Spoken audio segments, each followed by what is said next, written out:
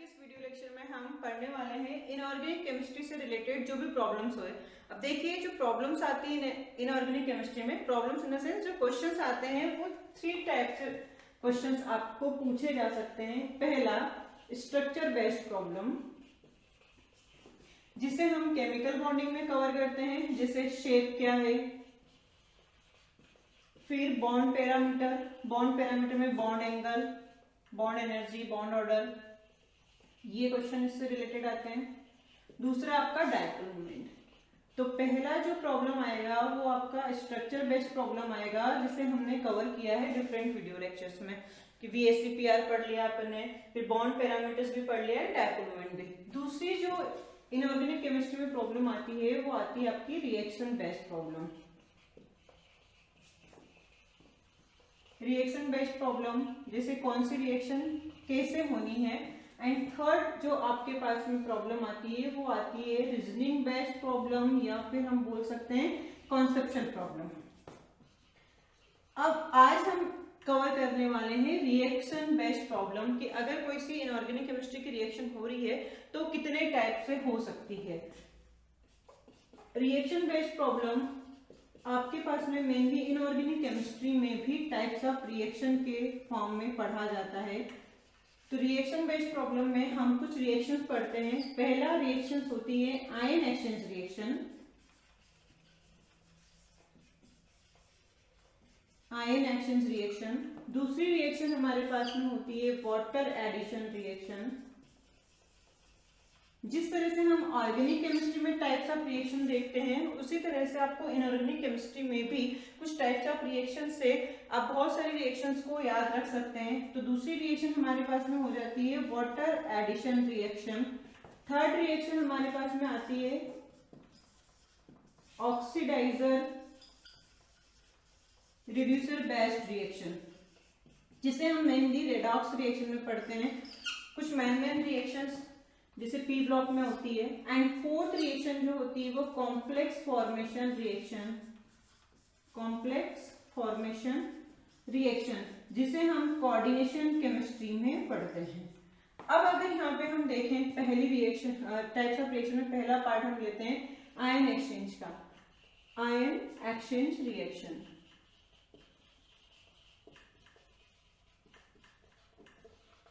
Ion exchange reaction में जैसे नाम से समझ में आ रहा है कि कुछ आयंस होंगे, उन आयंस में आपको एक्सचेंज करना है। आयन एक्सचेंज टाइप की रिएक्शन हमने बहुत पहले से पढ़ी होती है, लेकिन हमें नाम नहीं पता होता है। जैसे कि एग्जांपल लेते हैं हम सोडियम हाइड्रोक्साइड की रिएक्शन, अगर मुझे HCl के साथ में करानी है तो यहाँ पे सोडियम हाइड्रोक्साइड बेस है, HCl आपका एसिड है। अगर हम यहाँ पे देखें तो यहाँ पे मैं Na को Na+ एंड OH- लिख सकती हूँ, यहाँ पे हम H+ एंड Cl- लिख सकते हैं। अब जब इस तरह से देख लिया तो हमें समझ में आएगा प्लस और माइनस के साथ में कॉम्बिनेशन करना है। तो Na+ Cl- के साथ में रिएक्ट करेगा और OH- H+ के साथ में। तो यहाँ पे एक तरह से क्या हो रहा है, आयंस का एक्सचेंज हो रहा है। तो आपके पास में जो प्रोडक्ट बनने वाला होगा वो होगा NaCl+ H2O, और इसी रिएक्शंस को हम एसिड बेस रिएक्शन के नाम से पढ़ा करते हैं। लेकिन हमें रिएक्शंस को याद रखना है, तो इसे आप इस तरह से आयन का एक्सचेंज करके रिएक्शंस का प्रोडक्ट को याद रख सकते हैं। एक और एग्जांपल जैसे सोडियम हाइड्रोक्साइड की रिएक्शन अगर आप H2SO4 के साथ में कराते हो। अब यहाँ पे H2SO4 और ये मान लेना है कि सोडियम हाइड्रोक्साइड आपका क्या है, एक्सेस में है, मीन्स यहाँ पे H+ एंड HSO4- में ब्रेक होगा ये, फिर ये आपका Na+ एंड OH- में। तो सबसे पहले आपका क्या बनने वाला है, NaHSO4 एंड दूसरा आपका क्या बनने वाला है, H2O। तो पहला प्रोडक्ट आपका NaHSO4 + H2O बना। अब दूसरी बार मैंने ये कहा है कि हमें ये मानना है कि सोडियम हाइड्रोक्साइड क्या एक्सेस में है, मीन्स यहाँ पे 1 मोल ऑफ सोडियम हाइड्रोक्साइड इससे और रिएक्शन करेगा।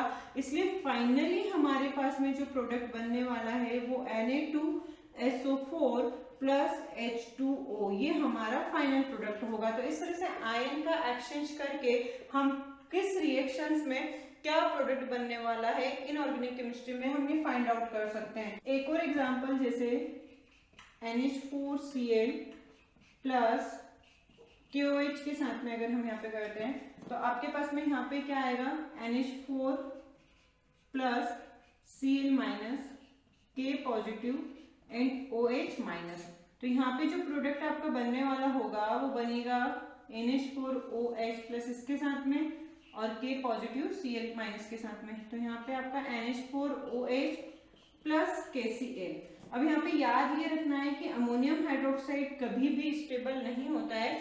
अगर जब भी हम लेबोरेटरी में अमोनियम हाइड्रोक्साइड का यूज करते हैं तो फ्रेशली प्रिपेयर्ड अमोनियम हाइड्रोक्साइड बनाया जाता है। इसका रीजन ये है कि ammonium hydroxide further ammonia plus water में ब्रेक डाउन हो जाता है। इसलिए जब भी आप अमोनियम क्लोराइड की रिएक्शन किसी भी बेस के साथ में कराते हो तो आपके पास में यहाँ पे अमोनिया का फॉर्मेशन होता है। तो एक चीज आपको यहाँ पे अमोनिया के फॉर्मेशन की मेथड भी याद हो जाती है कि किस तरह से यहाँ पे अमोनिया बनाया जाएगा। कुछ और एग्जांपल्स लेते हैं ताकि आपको आयन एक्सचेंज के सारे एग्जांपल और अच्छे से क्लियर हो जाए। एक और एग्जांपल आयन एक्सचेंज का, जैसे हम सोडियम हाइड्रोक्साइड की रिएक्शन अगर HNO3 के साथ में कराते हैं और यहाँ पे HNO3 की अभी कोई कंडीशन नहीं दी गई है।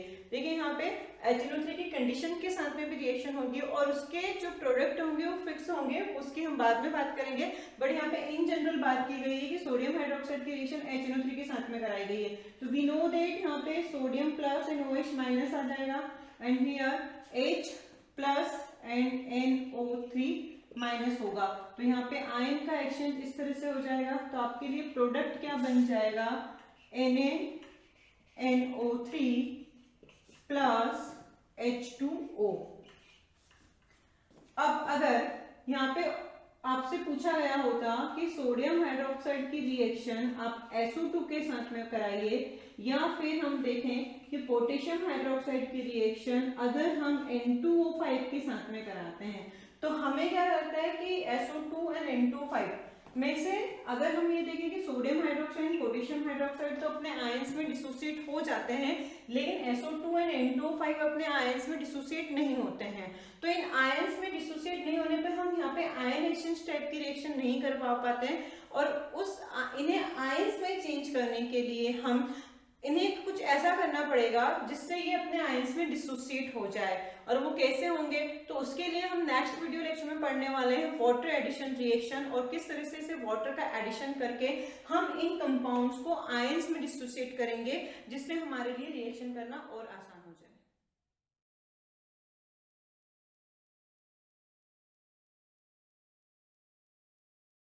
के बारे में बात करेंगे। अब वाटर एडिशन रिएक्शन, जैसे कि कोई भी हाइड्रोक्साइड अगर आया, सपोज कि आपके पास में पोटेशियम हाइड्रोक्साइड, और अगर इसकी रिएक्शन हमें SO2 के साथ में करानी है, तो जैसे कि यहाँ पे पोटेशियम हाइड्रोक्साइड आपको दिख रहा है कि अपने आयंस में डिसोसिएट हो सकता है, लेकिन SO2 आपका आयंस में डिसोसिएट नहीं हो पा रहा है। तो इस केस में हमें क्या करना पड़ेगा, इस केस में हमें SO2 में वाटर का अगर हम एडिशन कर देते हैं तो यहाँ पे आपके पास में क्या बनता है, वाटर का एडिशन करना है।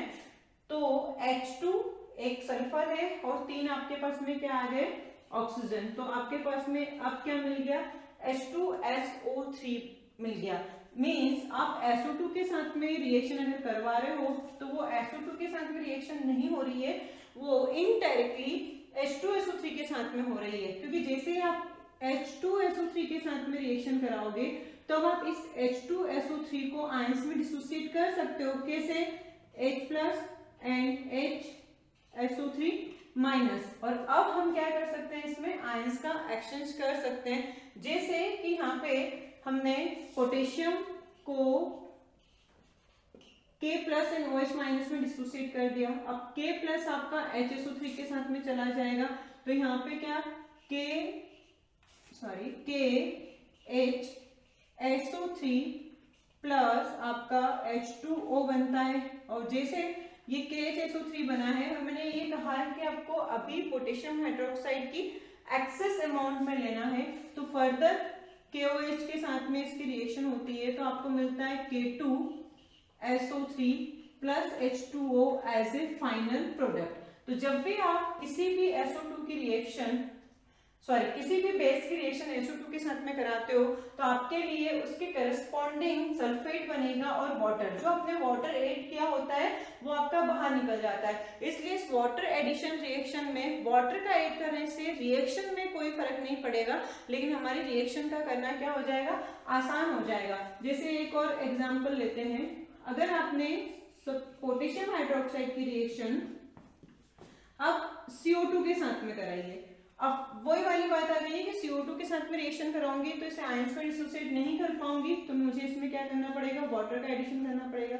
यहाँ पे मुझे मिलता है H2CO3। अब H2CO3 मीन्स मैं यहाँ पे क्या करूंगी, KOH को एक्सेस अमाउंट में ले लूंगी और मेरे पास में CO3 यहाँ से मुझे -2 के फॉर्म में मिल जाएगा और यहाँ पे पोटेशियम प्लस फॉर्म में और OH माइनस फॉर्म में। तो मुझे एक आइडिया लगता है यहाँ पे कि मुझे प्रोडक्ट क्या बनाना होगा और मेरा प्रोडक्ट हो जाएगा K2CO3 प्लस H2O। मेरी बात समझ में आई? यहाँ पे क्या करना है, पोटेशियम हाइड्रोक्साइड आपको एक्सेस अमाउंट में लेना है।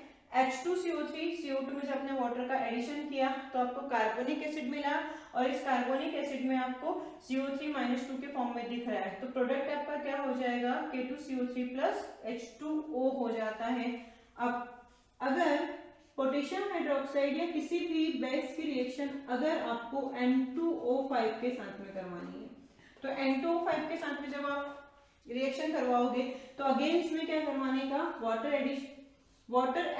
एडिशन करवाया तो यहाँ पे मिलता है आपको H2N2O6। अब जरा यहाँ पे ध्यान से समझना कि H2N2O6 है, इसकी रिएक्शन तो हम करवा नहीं सकते, तो आप यहाँ पे जो कॉमन निकल रहा होता है, यहाँ पे क्या ट्रिक है कि वाटर का एडिशन कर दो, उसके बाद में यहाँ से जो कॉमन निकल रहा है उसे कॉमन निकालो। तो हम क्या कॉमन निकाल सकते हैं, 2 कॉमन निकाल सकते हैं और यहाँ पे आपको क्या मिलता है, HNO3 मिलता है। मीन्स किसी भी बेस की रिएक्शन जब आप N2O5 के साथ में करवाते हो तो N2O5 के साथ में ना करवा के आप किसके साथ में करवा रहे हो, HNO3 के साथ में करवा रहे हो। तो यहाँ पे आपके पास में KOH प्लस डायरेक्ट आपको क्या करवाना है, HNO3 के साथ ही रिएक्शन करवाना है और आपका प्रोडक्ट क्या बनेगा, K, यहाँ पे K पॉजिटिव, OH माइनस, यहाँ से प्लस, यहाँ माइनस, तो आपके पास में KNO3 प्लस H2O बनता है। अब जहाँ पे हमें फॉर्मूला बनाने में दिक्कत आती है तो वी नो दैट यार कि NO3 क्या है, NO3 -1 होता है, पोटेशियम क्या होता है, +1 होता है, तो यहाँ पे KNO3 आपका डायरेक्ट फॉर्मूला बन जाता है। तो फॉर्मूले में आपको कंफ्यूज नहीं होना है। दूसरी बात कि जैसे सपोज कि यहाँ पे मैंने कैल्शियम हाइड्रोक्साइड लिया होता तो यहाँ पे क्या बन जाता, कैल्शियम नाइट्रेट बन जाता एंड वाटर आपका बाहर निकल गया होता। वैसे ही अगर हम फिर से सोडियम हाइड्रोक्साइड ले लें और इसकी रिएक्शन मुझे करवानी है अब N2O3 के साथ में, अब क्या मैं N2O3 के साथ में इसकी रिएक्शन करवा सकती हूँ या नहीं करवा सकती हूँ, इसके लिए आपको क्या करना पड़ेगा, अगेन वाटर का एडिशन करना होगा। H2N2O4 बनता है, तो मैं 2 यहाँ से कॉमन निकाल लेती हूँ तो मेरे पास में क्या बनता है, HNO2। मीन्स N2O3 क्या है यहाँ पे, HNO2 का रिप्रेजेंटेटिव है, मतलब ये इसको रिप्रेजेंट कर रहा है। अब हम यहाँ से क्या बनेगा, H positive and NO2 minus, means Na positive, OH minus, OH H के साथ में जाएगा, तो आपके पास फाइनल प्रोडक्ट क्या बनने वाला है, NaNO2 प्लस H2O बनेगा। इस तरह से आप वाटर एडिशन करने के बाद में जो कॉमन निकल रहा होगा वो कॉमन निकाल लेंगे। उस कॉमन निकालने के बाद में यहाँ पे एक रिप्रेजेंटेटिव आपको मिलेगा, उस रिप्रेजेंटेटिव की रिएक्शन आपको फर्दर बेस के साथ में करवानी है। अब कुछ चीजें यहाँ पे आपको याद रखनी है, जैसे कि सपोज कि यहाँ पे NO2 होता, ठीक है, अब NO2 के साथ में अगर मैं वाटर का एडिशन कराती हूँ तो मुझे क्या मिलता है, H2NO3। अब यहाँ पे मैं कोई भी कॉमन नहीं निकाल सकती हूँ, इसलिए NO2 का केस हमें याद रखना है। इसमें याद क्या रखना है कि अगर आप किसी बेस की रिएक्शन, सपोज पोटेशियम हाइड्रोक्साइड की रिएक्शन NO2 के साथ में कराते हो तो NO2 is a representative of 2 type of acid, one is HNO3 and second is HNO2। Means जब भी आप NO2 की रिएक्शन करवा रहे हो तो NO2 की रिएक्शन मीन्स आप किसी बेस की रिएक्शन HNO3 एंड HNO2 के साथ में करवा रहे हो, मीन्स आपके पास में नाइट्रेट भी मिलेगा और नाइट्राइट भी मिलेगा। Means KNO3 and KNO2 plus H2O आपके पास में यहाँ पे क्या बनेगा, प्रोडक्ट के फॉर्म में बनेगा। अब इसी तरह से NO2 जो है वो दो टाइप के एसिड का रिप्रेजेंटेटिव है, वैसे ही आपका Cl2 भी दो टाइप के एसिड का रिप्रेजेंटेटिव होगा, क्योंकि अगर हम क्लोरीन के साथ में रिएक्शन करवाते हैं वाटर की तो आपके पास में यहाँ पे दो एसिड मिलेंगे, एक बनेगा HCl और दूसरा मिलेगा आपको HClO। मतलब जब भी आप किसी बेस की रिएक्शन Cl2 के साथ में करवाते हो, इसका मतलब ये होगा कि आप Cl2 के साथ में नहीं, आप HCl और HClO के साथ में रिएक्शन करवा रहे हो। जैसे कि एक एग्जांपल लेते हैं, यहाँ पे आपके पास में आता है सोडियम हाइड्रोक्साइड और इसकी रिएक्शन अगर मैंने Cl2 के साथ में करवाई तो मुझे प्रोडक्ट क्या बनने वाला है, एक मुझे प्रोडक्ट मिलने वाला है NaCl, जैसे Na पॉजिटिव एंड यहाँ से क्या मिलेगा मुझे Cl माइनस। फिर दूसरा मेरे पास में क्या बन रहा है, HClO बन रहा है, तो यहाँ से दूसरा प्रोडक्ट मेरे लिए बनेगा NaClO एंड वाटर। इस तरह से ये दो केस है आपके NO2 एंड Cl2, जहां पर आपको ये याद रखना है कि ये दो टाइप के एसिड देता है। बाकी में आप क्या करना है, वाटर का एडिशन करना है, जो कॉमन निकल रहा है उसे कॉमन निकालना है और प्रोडक्ट